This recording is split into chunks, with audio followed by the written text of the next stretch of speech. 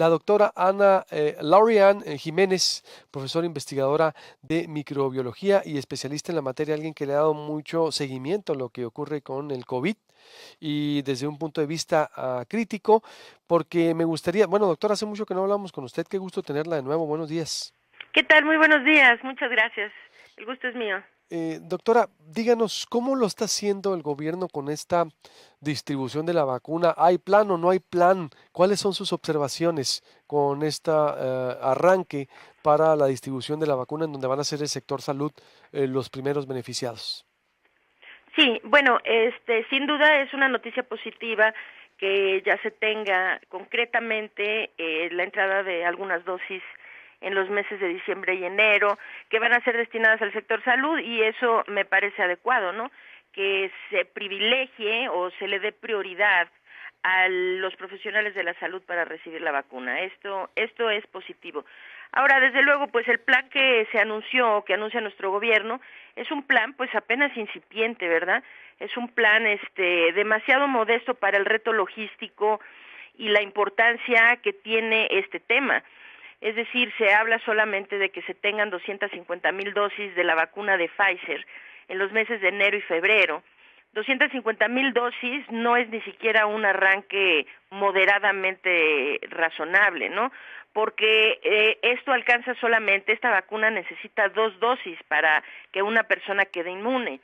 Esto quiere decir que 250,000 pues alcanzan solo para vacunar a 125,000 personas.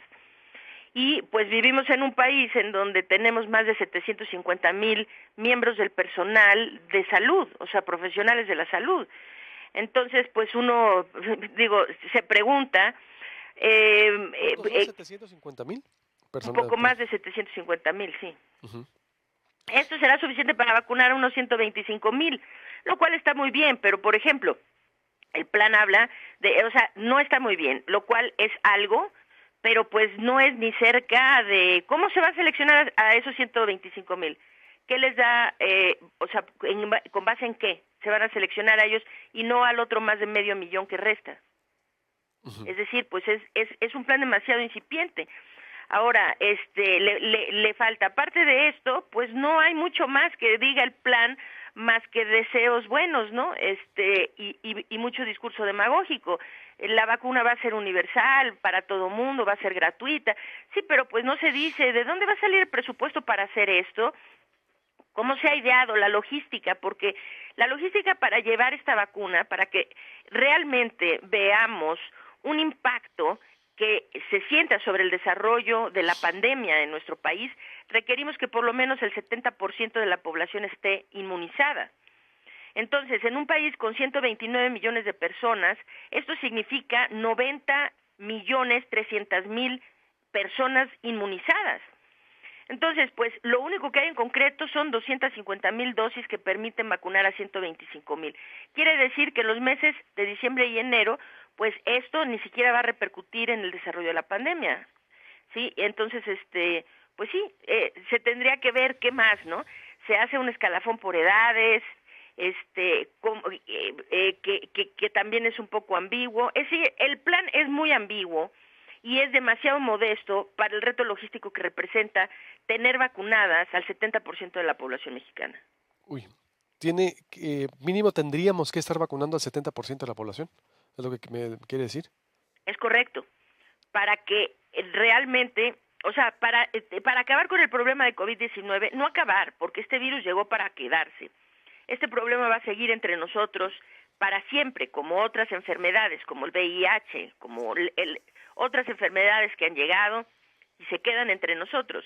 Pero a ver, para resolver el problema actual, inminente de la pandemia, se requiere llegar a ese punto de corte que se le llama inmunidad de rebaño, es decir, tener a una proporción crítica de la población con inmunidad para conferirle protección a toda la población en conjunto. Ese punto de corte es el 70%. Necesitamos tener el 70% de la población vacunada, de la población mexicana vacunada, para que, es decir, para salir del problema, pues, de la pandemia. Entonces, lo que no se ha dicho es cómo se pretende, de dónde van a salir, cuál es el presupuesto, en qué calendarización, cuáles son las vacunas que se van a aplicar, porque ahorita se habla de la de AstraZeneca, pero pues recordemos que ahorita están en pie de ser aprobadas por lo menos otras 5 vacunas.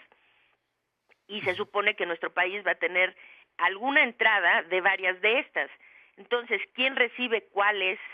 El sector privado, ¿qué va a pasar? Ellos también van a poder traer la vacuna. Hay muchas dudas que quedan ahí pendientes, ¿no? Y para un tema que pues realmente es tan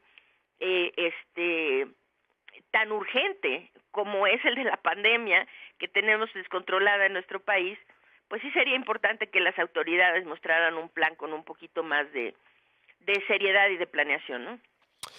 Y bueno, y como dice usted también a lo mejor un poco más ambicioso, porque si es el 70% de la población mexicana, es decir, estamos hablando de que alrededor de 80, 90 millones de personas, porque somos 130 casi, ¿no? Así Habitantes. es, así es. 130 millones, dice en números duros, datos duros serían 90 millones aproximados los que tendrías que estar vacunados. Es correcto, como mínimo. Del 70% en adelante de la población, eso nos llevaría a tener inmunidad de rebaño, sí. ¿Y en cuánto tiempo? Porque ya vio también son 4 o 5 fases de aquí al 2022 incluso, ¿no? Así es, y pues eso también deja mucha ambigüedad, ¿no? Si en nuestro país, a ver, la población que se está infectando más, que tiene la mayor incidencia de infección, es la población entre 30 y 65 años, ¿no? Y entonces, de acuerdo con el plan, esta población, que son los que tienen la mayor incidencia de infección en nuestro país, que además es la población productiva, vamos a decir, mayormente productiva, está calendarizada para ser vacunada pues muy tarde el año que entra, ¿no? Entonces, pues uno se pregunta con base en qué decidieron esa calendarización, ¿verdad? Porque no proteger a la población que más se está infectando y que además es la población más productiva del país, pues parece un error de cálculo como tantos otros que se han hecho en este tema, ¿verdad? Esa es una entre muchas otras dudas, ¿no?, que se tienen al respecto de este plan que se presentó. Entonces, ¿qué tendría que pasar, doctora? ¿Qué nos resta? Porque también entonces las vacunas van a ser progresivas. Solo la que tenemos claridad es la de Pfizer y empiezan, ¿no?, por el personal de la salud. La otra, la de AstraZeneca, todavía ni se informa. Es decir, ¿qué nos queda? ¿Esperar o exigirle entonces al gobierno que nos dé más datos logísticos, de planeación, Sí, de... desde luego, porque nos quedamos en el discurso demagógico, ¿no? O sea, el señor Marcelo Ebrard termina dando el plan, hablando de no se preocupe, la vacuna va a ser universal y gratuita, sí, pero eso es un discurso demagógico para que alguien le aplauda y le ponga una estrella en la frente, pero que nos explique cómo pretende hacer eso, porque esto implica, en los Estados Unidos esto se ha calificado para los norteamericanos. Ellos tienen programado ya con fechas tener el 70% de su población vacunada para septiembre del año próximo. Pero para lograr eso y tener esa población vacunada para septiembre del año próximo, Estados Unidos lo ha calificado como el reto logístico más importante que han tenido en la historia de su país.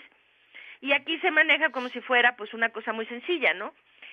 Termina el señor Marcelo Ebrard diciendo misión cumplida, señor presidente, ¿no? Misión cumplida porque cuando lo único que realmente está en concreto, vamos a decir que aparentemente, ¿no?, digo, es lo que nos ha dicho, que está en concreto confirmado, es la llegada de 250,000 dosis de la vacuna de Pfizer que no alcanzan ni para el arranque, ¿verdad? Uh-huh. Entonces, aparte de esto, lo demás son solo como creemos que vamos a tener tantas dosis de tal vacuna, tantas otras de tal otra, pero es decir, no hay algo concreto. Entonces sí, debemos exigir esto, porque vía la vacunación sería una de las formas de salir de este episodio tan catastrófico que estamos viviendo. No sé si la gente no se ha dado cuenta, pero estamos en un repunte realmente muy preocupante. Están muriendo entre 600 y 800 personas en México al día. Estamos rebasando ya las 110,000 defunciones oficiales, y con el exceso de mortalidad estamos por encima de 270,000, ¿no?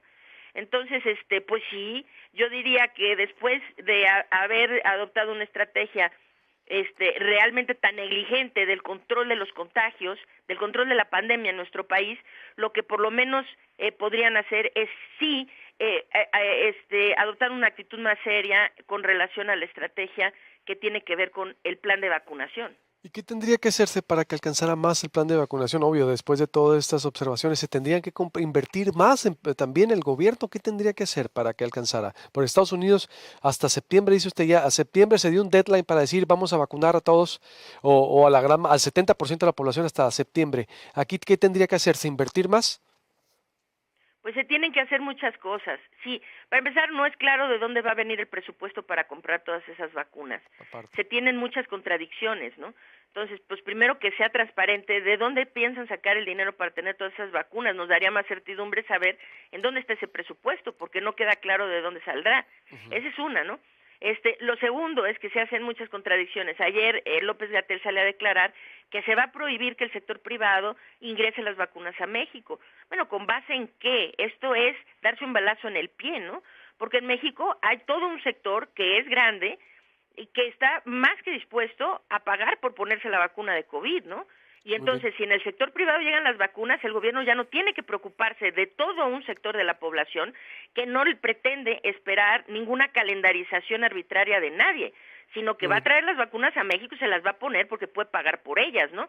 Ahora, esto, desde luego, que pues no soluciona el problema masivo, es decir, de la vacunación masiva a toda nuestra población, pero sí le aliviaría mucho la carga al gobierno en términos de cuántas personas tiene que vacunar. Es decir, ¿por qué le van a poner la vacuna gratuita a personas que de hecho pueden y quieren pagar por la vacuna, ¿no?